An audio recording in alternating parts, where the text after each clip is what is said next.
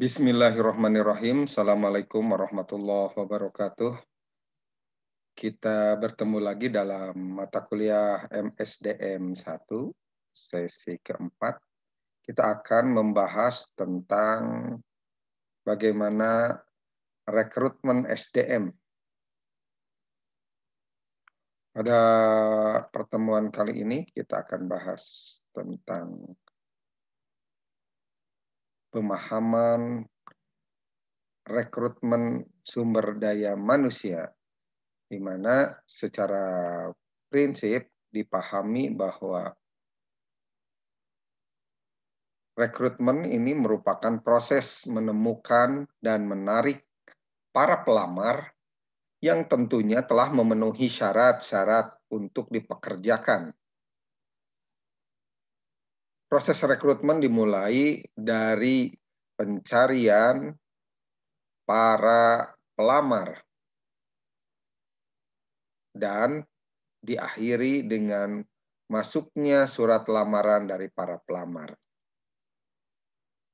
Lalu untuk hasil proses rekrutmen ini merupakan kumpulan pelamar yang pada proses selanjutnya siap untuk diseleksi.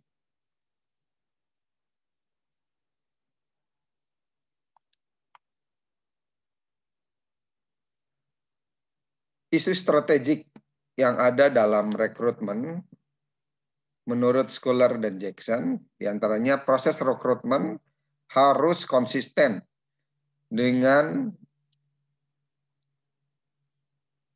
strategi, visi, dan nilai-nilai perusahaan atau organisasi. Di sisi lain, proses rekrutmen harus bisa dilaksanakan dengan efisien dan efektif. Lalu proses rekrutmen harus dibarengi dengan kemampuan organisasi dalam mempertahankan para karyawannya yang terbaik.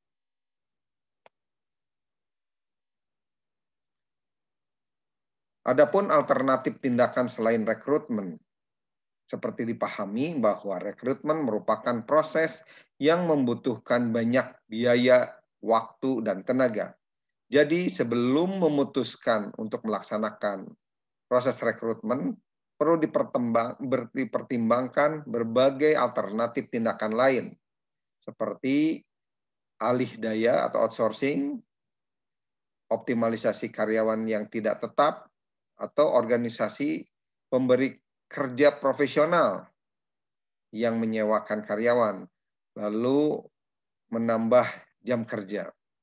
Dalam hal alih daya, ini menggunakan jasa eksternal untuk menjalankan pekerjaan yang sebelumnya dikerjakan secara internal. Adapun optimalisasi karyawan yang tidak tetap, di mana karyawan paruh waktu dan karyawan sementara atau kontraktor independen ini dioptimalkan untuk pekerjaan-pekerjaan tambahan atau pekerjaan-pekerjaan yang tidak terselesaikan. Selain itu, kerjasama dengan organisasi pemberi kerja profesional, di mana perusahaan tersebut menyewakan karyawan untuk perusahaan-perusahaan yang membutuhkan. Atau alternatif yang terakhir yaitu kerja lembur overtime sebagai alternatif untuk mengatasi fluktuasi jangka pendek dalam beban kerja, di mana perusahaan bisa menghindari biaya-biaya rekrutmen, biaya seleksi, pelatihan, sedangkan para karyawan memperoleh peningkatan pendapatan selama periode kerja lembur.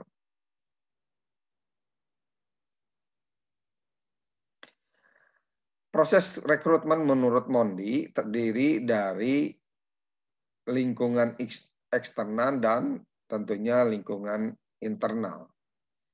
Dipahami bahwa rekrutmen dari lingkungan eksternal yaitu rekrutmen dari kalangan di luar perusahaan. Sementara lingkungan internal ini berkaitan dengan konsep perencanaan sumber daya manusia itu sendiri yang mempengaruhi alternatif rekrutmen.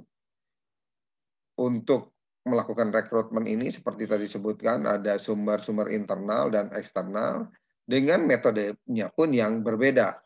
yang pada intinya bagaimana mendapatkan atau memperoleh informasi orang-orang yang akan direkrut.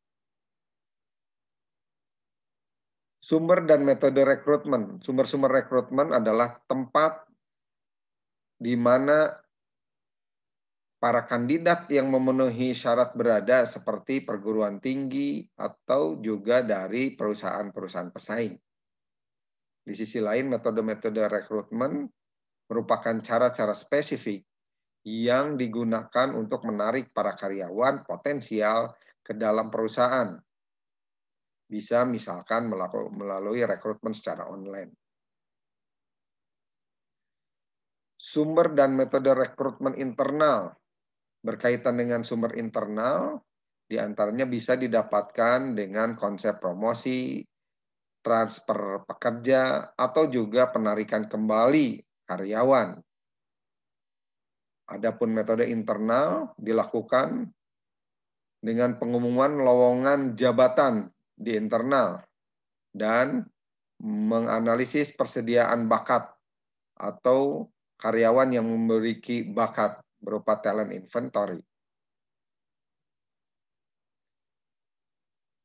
Dalam hal metode rekrutmen internal juga, selain pengumuman lowongan pekerjaan atau job posting di internal, persediaan bakat ini juga menjadi pertimbangan. Lalu promosi dan transfer. Selain itu, menurut Weather dan Davis, ada juga berkaitan dengan aktivitas pengembangan. Kita dapat mendapatkan calon karyawan yang akan menduduki posisi yang dibutuhkan melalui aktivitas pengembangan. Dan juga bisa memanggil kembali para karyawan yang telah meninggalkan perusahaan. Metode rekrutmen internal menurut Mondi lainnya adalah pengumuman job posting atau pengumuman lowongan jabatan, lalu juga job bidding, pengajuan lamaran jabatan, dan referensi karyawan. Pengumuman lowongan jabatan merupakan prosedur untuk memberikan informasi kepada para karyawan yang akan mengisi kekosongan jabatan-jabatan tertentu.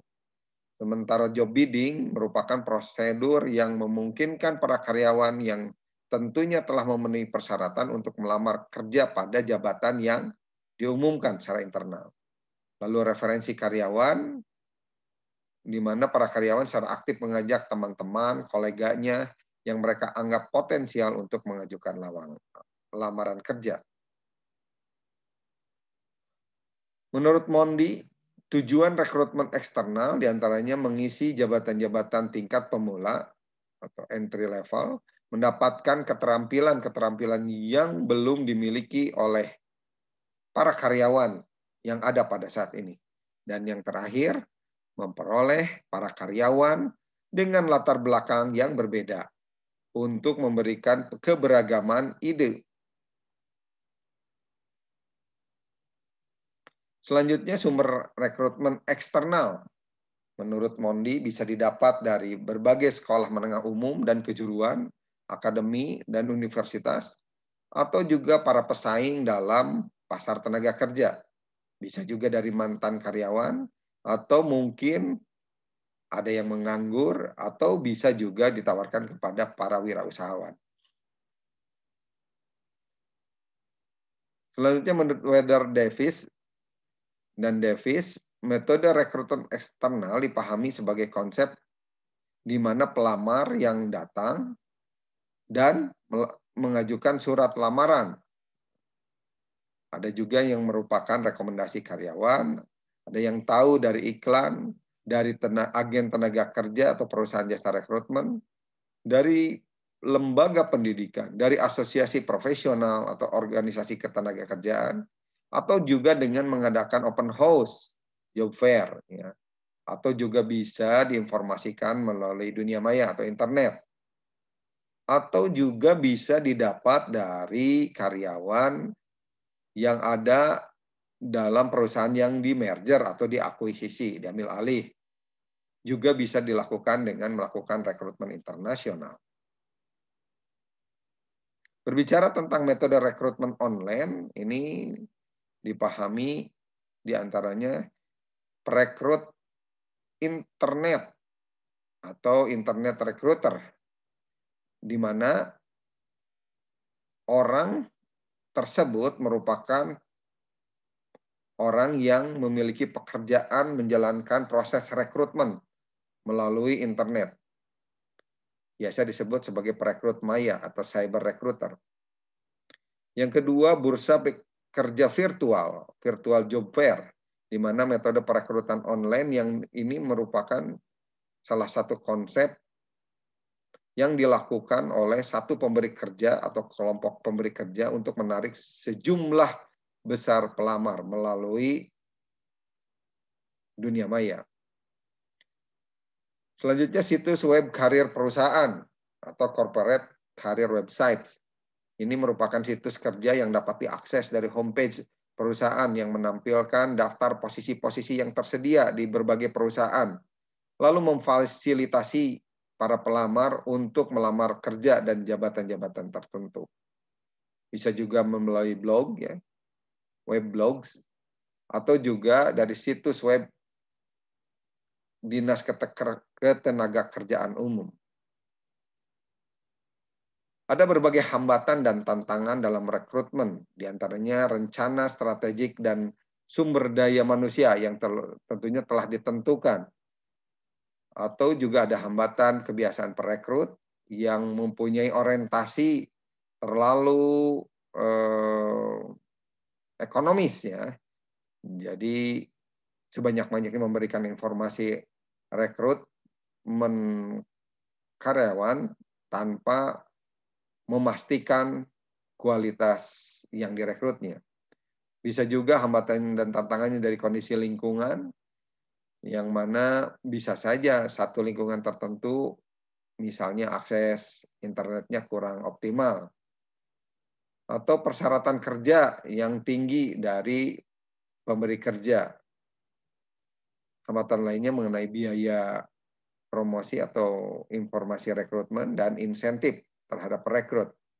Lalu hambatan lainnya kebijakan dari organisasi. Demikian pembahasan kita kali ini berkaitan dengan rekrutmen SDM. Mudah-mudahan bermanfaat. Assalamualaikum warahmatullahi wabarakatuh.